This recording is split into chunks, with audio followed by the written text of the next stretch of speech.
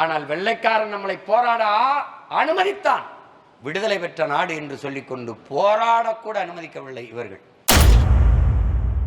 அண்ணா பல்கலைக்கழக மாணவிக்காக போராடிய நம்மை கைது செய்த திமுகவை வஞ்சகம் வைத்து கருவறுக்க வேண்டும் என நாம் தமிழர் கட்சி ஒருங்கிணைப்பாளர் சீமான் கொந்தளித்துள்ளார். இந்த நெருப்பை அணைய விடாமல் அடைகாத்து 2026 படைப்போம் புதிய அரசியல் வரலாறு என்ற அந்த மந்திரத்தை சொல்லி சொல்லி இன்னைக்கு நம்முடைய தலைவர் பிரிட்டிஷார் நம்மை அடக்கி அடிமைப்படுத்தி ஆண்டார்கள். ஆனால் அவர்களிடத்திலே ஒரு குறைந்தபட்ச ஜனநாயகம் இருந்தது. நாம் விடுதலைக்காக போராடினோம். அதற்கு அனுமதிக்கிற ஒரு குறைந்தபட்ச ஜனநாயகமாவது அவர்களிடத்தில் இருந்தது.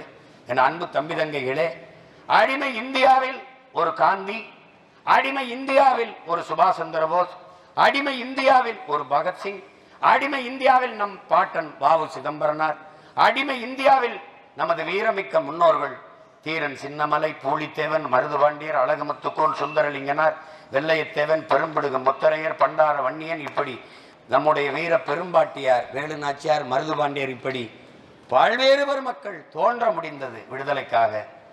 விடுதலை பெற்ற இந்தியாவில் அந்த எண்ணம் இருந்தால் கருவிலையே அழித்து விடுவார்கள், கலைத்து விடுவார்கள். ஆனால் வெள்ளைக்காரன் நம்மளை போராட அனுமதித்தான். விடுதலை பெற்ற நாடு என்று சொல்லிக்கொண்டு போராடக்கூட அனுமதிக்கவில்லை இவர்கள்.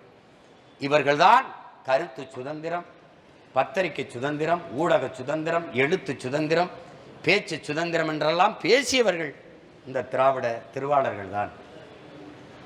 இதையெல்லாம் வஞ்சம் வச்சு ஹிட்லர் சொல்றான்ல, அசிங்கங்கள், அவமானங்கள், ஏச்சுக்கள், பேச்சுக்கள் எல்லாவற்றையும் உன் ஆள் மனதுக்குள்ள அடக்கி வையடா, ஒரு நாள் அதிகாரத்தை கைப்பற்று கருவறுத்து விடடா என்று சொல்கிறார்.